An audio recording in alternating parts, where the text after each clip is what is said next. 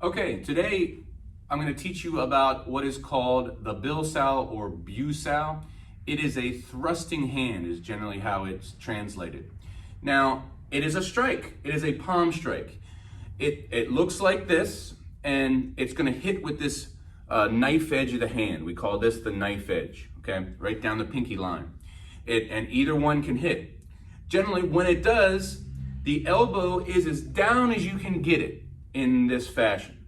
Now you can even hit this way sometimes, this way, but for the most part it doesn't hit this way, okay? You've got to try to get that elbow down as much as possible. Everything in Wing Chun, including this strike, the Bil Sao, hits with a driven elbow. So the elbow drives the effort. This is just the extension of that elbow. So make sure when you do so that you're driving the elbow in. A great strike because it can fit into the underneath the jaw and into the neck really nicely.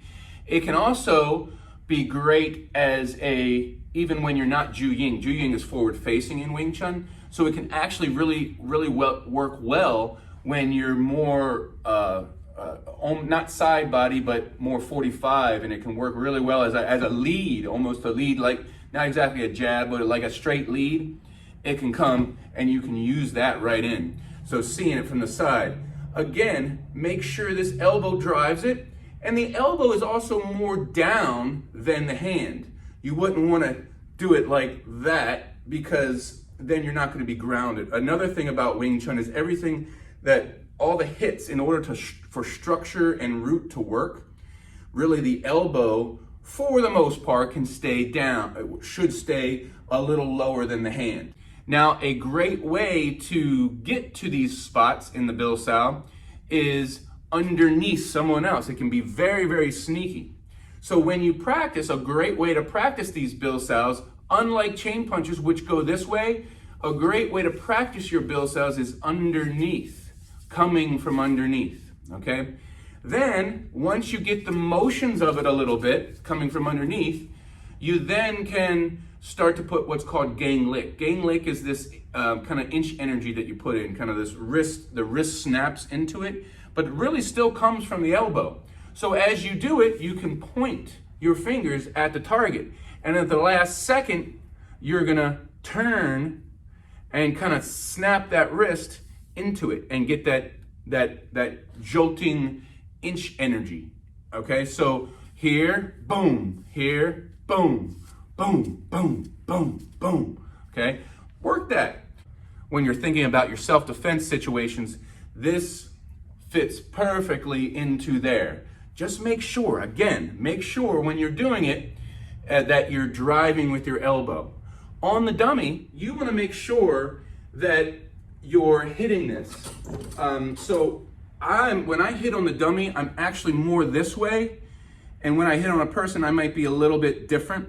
And why is that? Because the surface of the dummy is different than the surface of a person. This is perfect. It fits perfectly into a person. For the dummy, because it doesn't have a groove, right here, it doesn't fit as well. So it's going to be different. Just make sure that you feel the elbow behind the effort. We say fight from behind the elbow, whether you're attacking or defending. This attack, it has the elbow behind it as you go, okay? Really make sure you have that, otherwise you're not gonna have your structure, you're not gonna connect to the ground, and it's just gonna be a momentum-based striking, not solid upon impact. That's what we really want. We don't wanna throw ourselves into the other person. We want to kind of stick ourselves into the other person. And that is, make sure you have a grounded spot upon impact.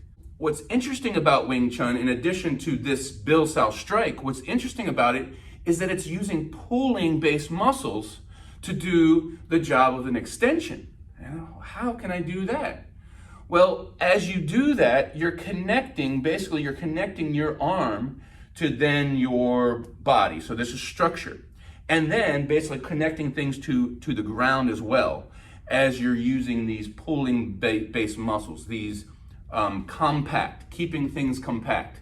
When I played baseball, my coach would say, have a compact swing. And I didn't understand what the hell that meant.